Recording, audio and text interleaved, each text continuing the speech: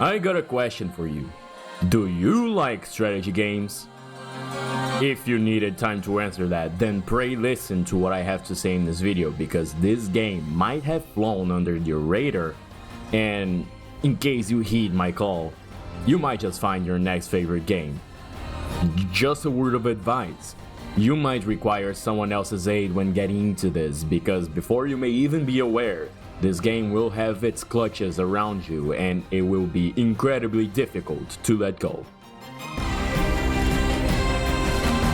Released in March 8th, 2024 for all modern consoles, Unicorn Overlord is a strategy RPG made by Vanillaware and published by Atlus, which not only took 10 years to be developed, with director Takafumi Noma donning the roles of lead artist, programmer, and writer, but during this time, some of the staff, including Noma himself, had to aid in the development of 13 Sentinels Aegis Rim and ports of other games during this 10 years time. Make no mistake, however, this might be even more ambitious than 13 Sentinels and almost drove the company to bankruptcy. Again.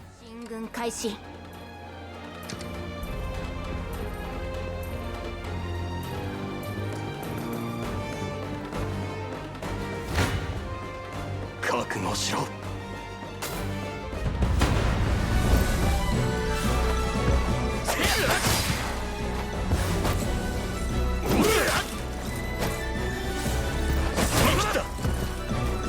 私に任せな。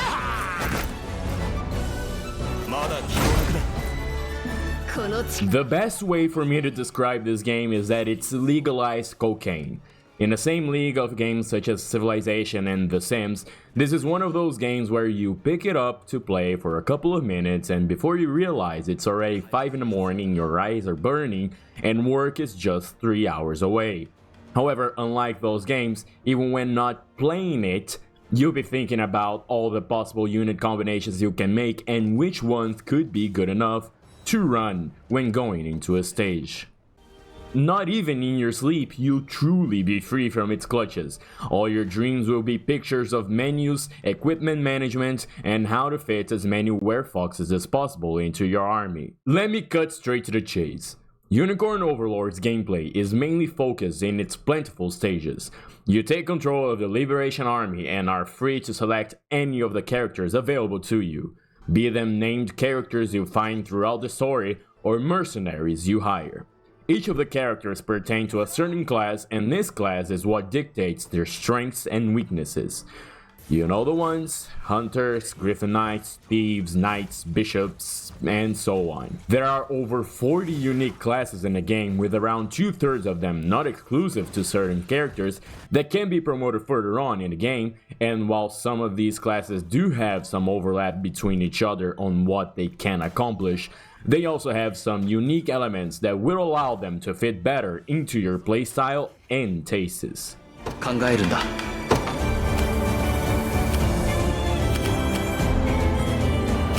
標的は誰だ。出番か。いいよ、命令して。行ってみるよ。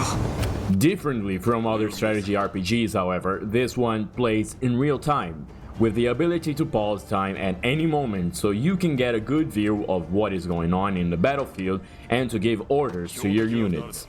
Speaking of, your characters move in units in this game. Units can have from 1 and up to 5 characters and are composed of a front row and a back row. This opens up possibilities for you to mix and match classes that enhance the strengths of each other while covering their weaknesses. For example, Knights are weak against flying units, such as Griffin Knights, but Griffin Knights are weak against all sorts of archers, so making a unit that is composed of a front row of Knights and a back row of snipers can be quite effective against units with flying enemies in them, while still being quite powerful against infantry. You deploy these units on the stage and order them to move to places. Their movement speed, stamina, and special traits will be determined by the class that is assigned to be the leader of your unit. So, going back to the example I just used, if a knight is assigned as a leader of a unit, This unit will have 5 stamina in expert mode and move very fast through the battlefield while being able to reduce wait time while resting. If a sniper is assigned as the leader, however, the unit will have 6 stamina and not moving nearly as fast as the knights, but they will be able to provide ranged assistance when other units get into battles within their range. Speaking of battles, when 2 opposing units meet each other in the field, they will engage into battle. Battles are automatic, meaning that you can just set the controller aside to watch the battles play off. If you don't feel like skipping them, that is. How do they play off? Well, each character has a certain amount of active points and passive points. Active points are used when it's that character's turn to act, and this will be decided by their initiative stat, from highest to lowest. When a character with the lowest initiative has their action, the next turn can begin and everyone will have their chance to act once more, so long as they still have AP remaining. PP are used given different situations in battle and have a multitude of effects that range from guarding attacks for other characters to enhancing the active moves from allies, applying guardian shields to following up attacks, or counter-attacking. Things are simple enough at the beginning of the game, but as progress is made and more classes join the ranks, the amount of possible options quickly takes massive proportions. This system of active and passive abilities adds great depth to battles, but it can still go even deeper, with the tactics menu allowing certain abilities to only activate under certain conditions. The amount of available tactics is downright ridiculous. Conditions can be the presence of certain types of enemies, the amount of characters in a unit, the time of day, and so much more. Honestly, I think the only thing that I wish there was as a condition was just a blank not option so I can use it in conditions to avoid certain types of units, for example. Another tactical move you can do is switch your characters around in a unit. You can do this at any moment and it's pretty useful to mitigate some damage against moves that hit an entire row or a full column, or even if your dodge tanking unit scraped shoulders with a bunch of sword masters. No worries, just bring the big boys in. This leads to some pretty funny situations because it seems that the RNG rolls are decided way in advance and are re-rolled every time a fight happens in a map, which can sometimes get you unprepared. What's that? Am I about to be beaten senselessly in this fight? Let me just shuffle my unit around a bit until I'm the one on top. Checkmate. There is an entire ocean of equipment that can be assigned to each of your characters, and some of these equipments have their own abilities that can sometimes give classes completely new roles within a unit. Yeah, breakers aren't supposed to be on the front lines, but I can only take advantage of their counter if they are attacked, so I can give them an evade mantle to enhance their survivability and allow them to use this counter. I think that I can also just guard them with a legionnaire and they'll counter the same way, but I haven't tried that out and honestly just thought about that while writing this very sentence.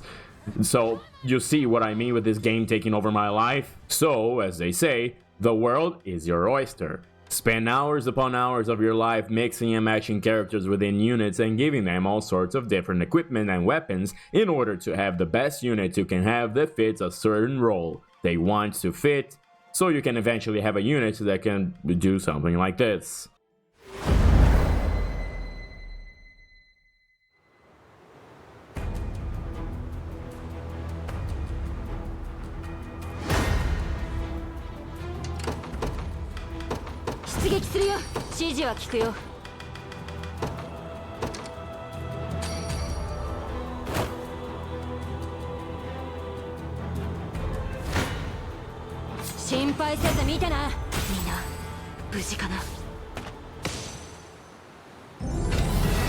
No, your eyes don't deceive you. The world-renowned Xenoidan forces were outmatched by a bunch of furries. I would honestly be lying to you if I said I managed to even scratch the surface of the amount of broken things that can be done in this game, but there's just so much potential to be found. And this is after spending 100 hours in this one save file. Yes, about 80 of those hours were pressing buttons in menus trying to perfect my lance-necked unit just for them to miss all their attacks and die a horrible death. When not playing stages, you can traverse the overworld and talk to characters to take in some quests, or to manage the cities you have liberated. You can do deliveries requested by their citizens that will reward you with some war funds, which is your main currency, honors, which is the currency related to, how can I put it, the size of your army, and some items. Whenever executing the first requested deliveries to any town, you restore it back to its former glory and will be able to station a guard on them. This will allow them to gather nearby materials automatically after you play through any stage, which you then can use said materials to realize even more deliveries and keep all the citizens of Everett under the control of your Iron Fist. Towns will always have an armorer and a provisioner, which offer a multitude of equipment and items to be purchased. Some of the stuff you can find in these can actually be really good, so it's always worth it to check them out. They are limited, however, which gives you an incentive to liberate even more towns, and by the point you have liberated them all, there will be only so many things available to purchase that you will not be able to use them all.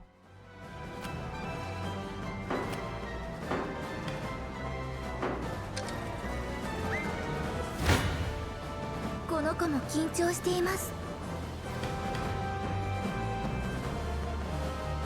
I'll be frank and say that stages kind of do lack some diversity. Most of them have the simple objective of taking over the main garrison from the enemy. There are some stages that throw some wrenches into your plans here and there, and they do stand out quite a bit, but they tend to follow this mold. Not like it really matters either way, because Fire Emblem players will be keenly aware that the objective always is to kill every last one of them! Yeah, sometimes you need to rush into a certain position to defend certain units from being overrun by enemy forces, and there might be environmental effects making your life harder when traversing the stage. But you'll be looking to wipe everything whenever you can to get the most EXP for your characters. Indeed, much like other strategy RPGs, your characters do get experience and go up in levels when they engage into battles and turn out victorious.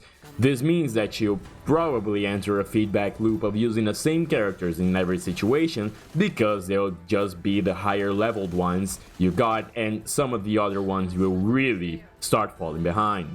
That's not too much of an issue, at least. Eventually, you'll be able to take these sigil battles that reward you with items that give experience to your characters, and these can be replayed over and over to get any character lagging behind up to speed. Will it be necessary? It depends on how good you are at the game. I needed to grind some of my characters when I got further into the Bastorius region because it got incredibly difficult there. But that doesn't mean this will be the case for you. Both due to how good you are at these kinds of games, but also because you can select your difficulty option at any time. If things are starting to get rough, you can always lower the difficulty and make way. I didn't do that because I'm a proud idiot. At least I managed to do it after some time. I just had to drop the game for a year. Yes, I might have some issues.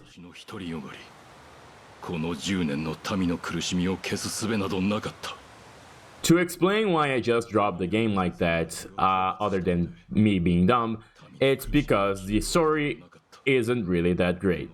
It's there. Noma clearly paid more attention to the gameplay first and later on wrote the story for this, and I don't even need to look into the Wikipedia page to corroborate the statement. In a way, this is disappointing because there isn't much motivation to progress to the end of the game other than it just being absurdly addicting. So when I got stuck in that stage and dropped the game for a year, I didn't really have the story incentive to make me pick the game back up right after. I did eventually get back to it this year, but it was mainly because I wanted to clear the stage and keep playing the game rather than wanting to see how the story ends. Of course, when I managed to clear this hurdle, I was hooked once again. I think I may have sunk 30 more hours into this game after this in just 2 weeks. Please send help. あの子が成人したら渡してほしい。指輪の持つ力が助けになるだろう。イレニア様。The story starts off with a really strong prologue. The castle of Grand Corrine is attacked by Valmor and his army to restore the glory of the Zenoiran Empire. Queen Elenia confides her only son, Alain, to the Holy Knight Joseph so that they may flee from the castle to the Isle of Palavia, while she and her most trusted warriors attempt a last stand against the oncoming attack. Queen Elenia and her warriors are defeated in battle, and Valmor dons the name Galerius and leads the Reborn Northern Empire to dominate all the lands of Evereth in 10 years' time. After that, the Isle of Palavia is attacked by Xenorian soldiers, and Elaine has to lead the Liberation Army to attempt an attack on Grand Corine to eliminate Galerius and return to the glory of the Gordian Empire. Along the way, we will see many different characters, both fighting for Xenoira or fighting against them, and their own personal arcs will develop as you clear the quests related to them to see their true motivations behind it all. I think it's quite commendable how they managed to write believable characters that have their own reasons to side with the enemy or do the kinds of acts that they have done.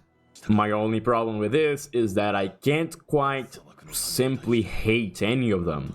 Some of them are quite literally brainwashed, and some others are protecting their city or doing it for their family. So whenever the option comes to recruit them into the army or leave them be, or come clean with their heads, there isn't really any option not to recruit them. Firstly, because you don't get anything from it, but also because I just couldn't see a reason not to recruit them on a writing level. In the end, this will be your story, and this will kind of be reflected with how things turn out by the time the credits roll. But I felt there was a lack of genuinely evil characters that you could recruit into your ranks, because you need every ounce of strength you can have to fight Galerius.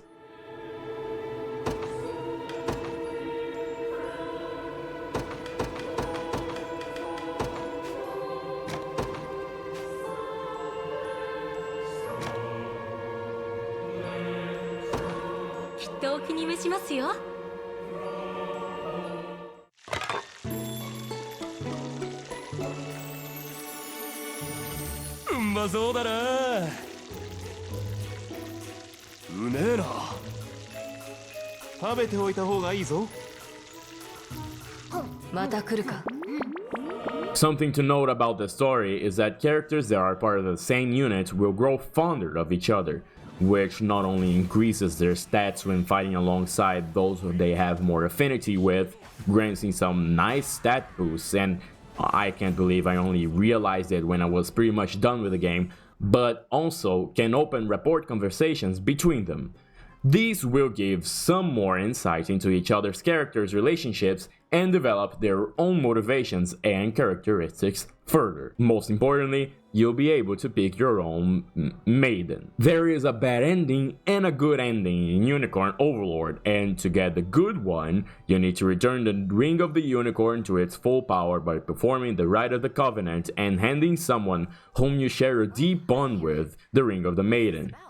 That's right, you're proposing to them. You can propose to pretty much every named character in the game. This ranges from your cute childhood friend to Goliath herself, a literal furry, and even your own cousin, because nothing represents monarchy better than practicing incest. And even if the writing implies Alain doesn't really swing the other way, I know for sure that he never passes the chance to kiss his homies goodnight. Unicorn Overlord is drop dead gorgeous, and that's par for the course from Vanillaware games. Pretty much everything is hand-drawn and extraordinarily animated in ways that both look great and also seem to be cleverly made in order to facilitate development where characters will share bodies while maintaining certain aspects of their character that makes them easy to tell apart.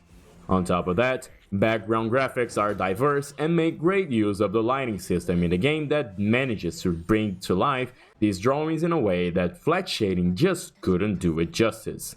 It is clear the Vanillaware are masters of their craft by this point, and there simply isn't anyone that can make these kinds of visuals like them.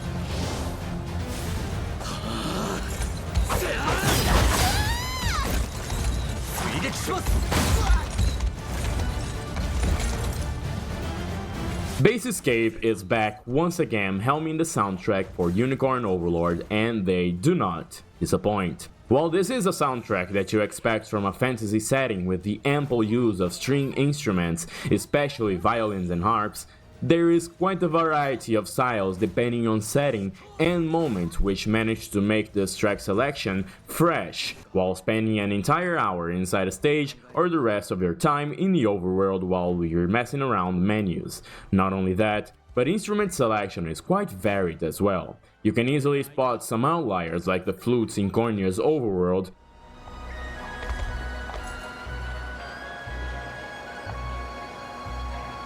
and the castanets in Far de Mal Diavolo.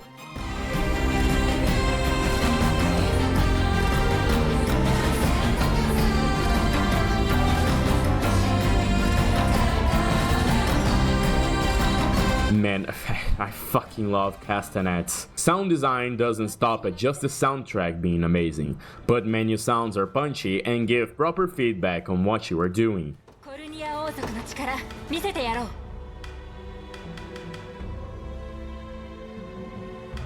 The weight of an attack is properly felt through the speakers as a character lands their blow on an enemy, and some particular moves have their distinct sounds to let you aware that you are probably going to have a bad time when those are used in battle.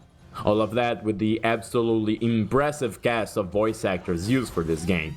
It's not just them having their own grunts and screams while in battle, but all named characters have their own scenes that are fully voice acted, and I now am not surprised anymore on why they almost went bankrupt with this game. And since I'm talking about the voice acting, and I totally did not forget this in the first recording session, the localization seems to be decent. If you're reading the English subtitles with the Japanese voice acting, there will be many moments where they'll speak a very short sentence, but their English text will be the entirety of the New Testament. I'm not sure what this entails for the quality of the localization, but they try their best to make the characters speak with a more romantic approach than what is usually expected from Japanese writing.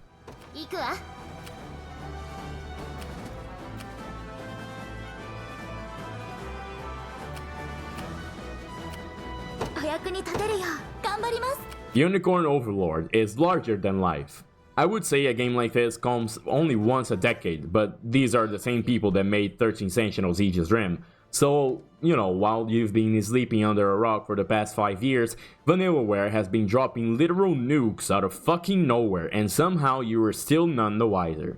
I cannot, and I must emphasize this, I cannot recommend this game enough. Sale. Holy fucking shit, bro. Buy this game 5 times at full price. Live off of ice soup for the rest of the year. It's worth it, I swear. The developers are out here celebrating every time their games break the million copies sold milestone, while they deserve so much more. In a slight chance that this game isn't for you, there's always a demo you can download and play on your own to see what it's all about. I think you can play the first 5 hours or so, though it might be dangerous, because this is just like crack and you get hooked immediately and start calling in sick for work and breaking dawn while wide awake wondering where time went. Thanks for watching, remember to like and subscribe if you're new, and now let me get back to Unit Maxing. Take care.